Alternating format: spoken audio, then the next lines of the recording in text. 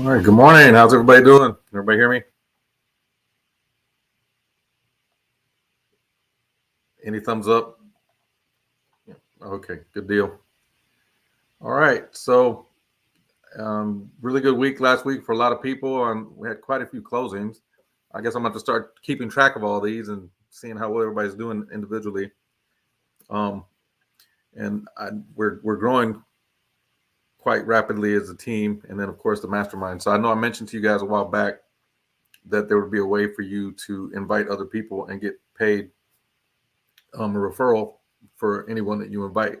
So we're working on putting that together. And it'll be like, I don't know, 20, 30%, something like that, where anytime you refer people, you'll get a portion of um, whatever they're doing for the membership. And that way we can grow the team, but you guys will have a way to make extra income too. So if you promote the group and you think it's solid, I mean, so far, this is the beta version. But as you'll see when I go through the assignments today, you'll see we're already at like week 16 or 16 coming up on 18. And I've added a lot of stuff to the course that has a lot more to do with the YouTube and setting up the channels and stuff like that. So I think you guys will see that there's a big difference with all the things that are going on with the training. And most of you guys got to see where I added the boot camp in the very beginning. A lot of people who joined the mastermind that weren't on the team were asking, like, how did they get the basics? So I added everybody to the classroom in Google, and then same issue I always had with Google.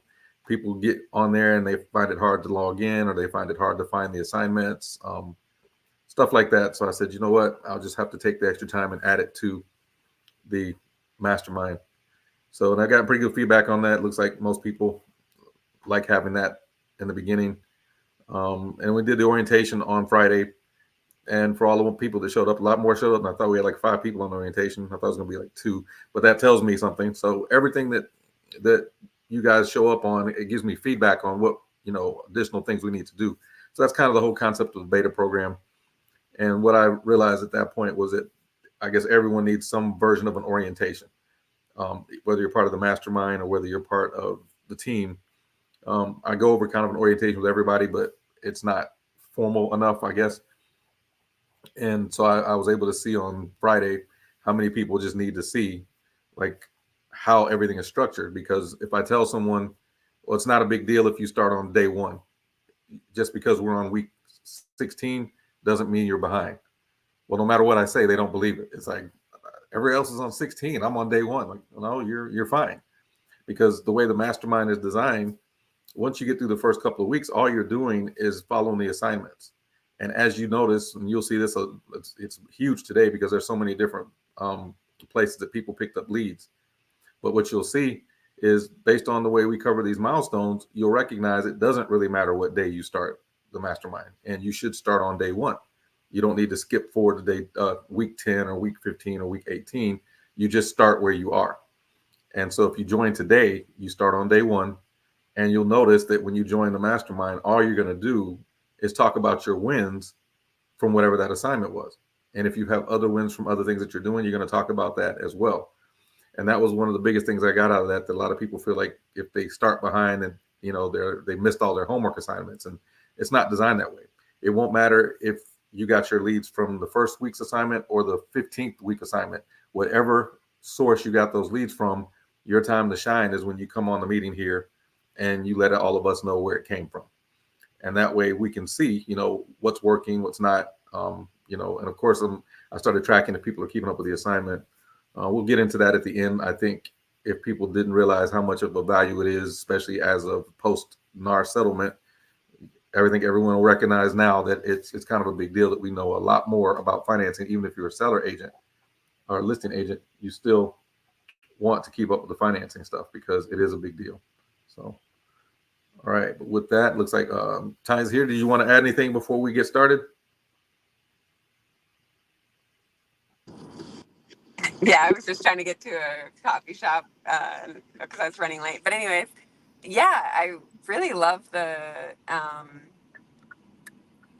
onboarding that you have. I think that's the most information I've ever seen anywhere. So awesome job. Thanks for putting that together. That I think people will definitely find a lot of value in that.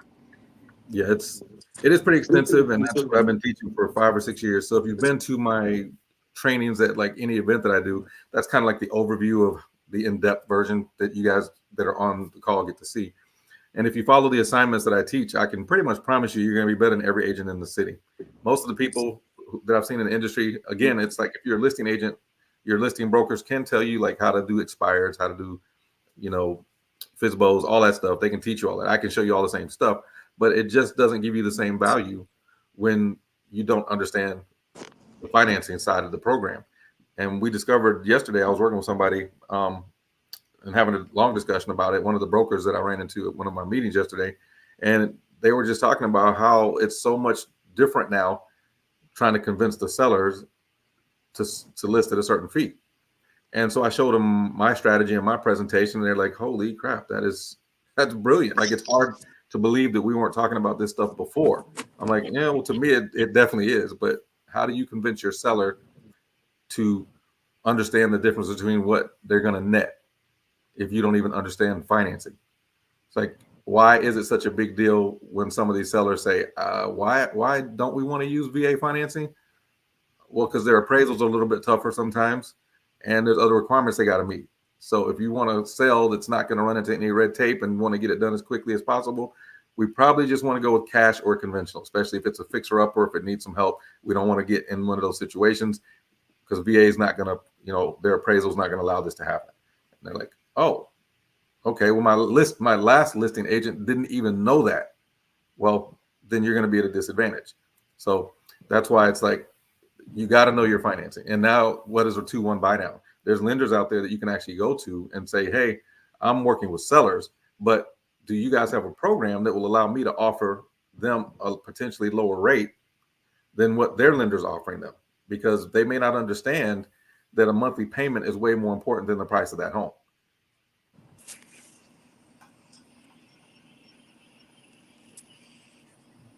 Yeah, I couldn't agree more. I actually, just for example purposes, I actually just had, I'm representing a buyer, and the listing agent didn't, he was like, oh, when is the VA inspection happening? He didn't even know that it was an appraisal.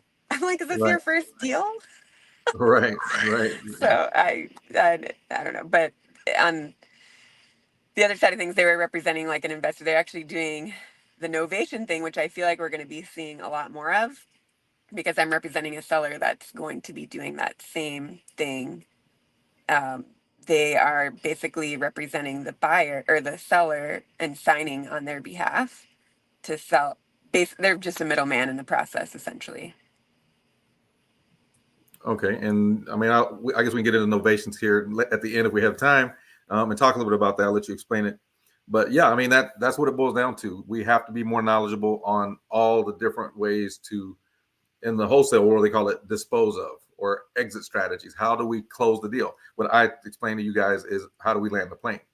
So the more methodologies you know to land these planes, the more closings you're going to have. And even if you're a seller, if you don't know these things, you're going to miss out on all these options. I mean, there's a lot of different things we can get into that as a seller, when it comes to the finance side, that if you didn't know those things, now's the time to learn them. But hopefully, we'll talk about the assignment here in a bit. But before we do that, I want to go ahead and jump on this because we got quite a few people who responded. Some people won't make it. I know Rod's got a client he's meeting this morning. Someone else said they had a client there. I mean, Cherry said, I think she's on vacation. So a couple people will skip, but it looks like we got a pretty full house on people that work actually did the assignment and have numbers to post, some really strong ones. All right, but Tanya, I'll let you take it from there. All right, I'm gonna run into this coffee shop here, but we can start with. Hang on, I gotta zoom in here. It's easier on my computer. Uh, you said Ashley. Should we start with Ashley? That's the one I see.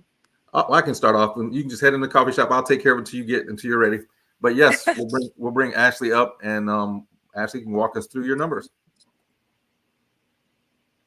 Hey, good morning, Ashley. Hey, good morning. Let's see. So I still feel like it's been kind of slow for me lately. I've got a lot more listings than I do buyers. But I have some leads from listings to leads, about 4 of them from that.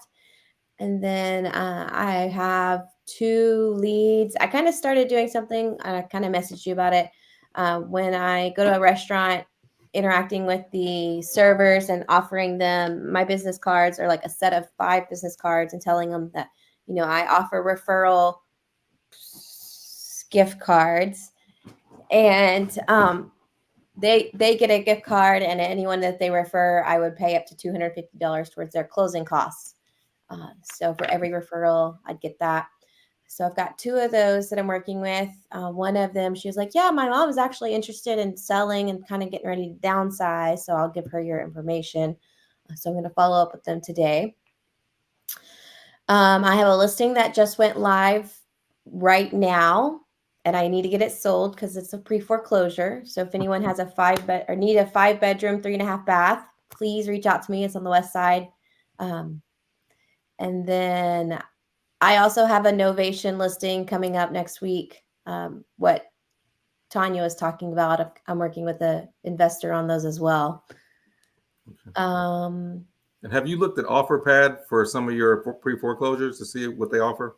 I mean, you have to do it before you list it, but that could be fun. Yeah. So OfferPad and all of those really, really low ball people. Yep. I mean, for what they offer, you could find an investor who would pay cash pretty much. Right. So.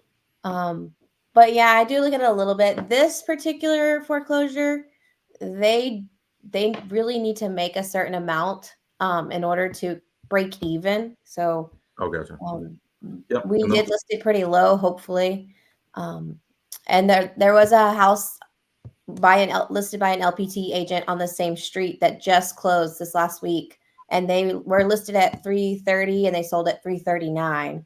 So I'm fingers crossed that I can get it sold. But they're in a loan modification right now, which pauses the foreclosure. So we're good there for a little bit. Let's see what else. The listing lead was, like I said, that SOI that I reached out to, or that I met with, and she said she has a mom who wants to sell. Absolutely. Yeah. And then I got the quiz done for the finance thing. What'd you think? A lot of it, I was proud of myself for knowing a lot of it already. So that helped me as far as the quiz goes. And then I liked that there was one of the DPA programs I saw that it had more competitive interest rates than sorry, I almost put my coffee.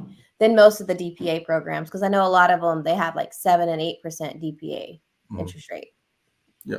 So yeah, and the goal is to have more options, and obviously not just on the buy side, but on the sell side. I just found that, especially recently, if you can't explain to your sellers what the options are for the buyers, a lot of times they're going to be lost. And if someone else is explaining that and you're not, then you're going to be at a disadvantage. So yeah. And then I last Friday I closed one of my foreclosures. She would have gotten foreclosed on this past Tuesday, but we were under contract and we were able to get it closed. And I've gotten her into a rental home, so we are good with that. Awesome. Well, fantastic, man. I love it. Yeah, it boils down to, like, when I tell people about goal setting, I don't think about how much money I'm making or how many sales I have. You can turn that into how many families are we helping. And when you come from that place, business doesn't seem like work anymore. It's like what you're doing to serve other people. So yeah, exactly the right mindset. That's where you're coming from. Hey, it's not that I took someone from foreclosure, blah, blah, blah. It's no, I helped them to get out of a bad situation, and I took care of my clients, and they will always appreciate you for that. And some people think, well, foreclosures are dirty business. I'm like, you must not have ever dealt with them, because some of them are happy as hell that you show up, rather than ruin their credit and have no money to move. I mean, the process we used to use 15 years ago was, hey, we'll offer you like $3,000 to help you move, get a moving truck, get you this, get you that. I mean, we do everything for them. And then it's like, instead of you losing money on the house, going into foreclosure, ruining your credit, you get to leave, start over new, and here's a little bit of cash to make sure you're not doing it, from scratch. And they loved it. They were like, thank you, because it meant everything to them. So yeah.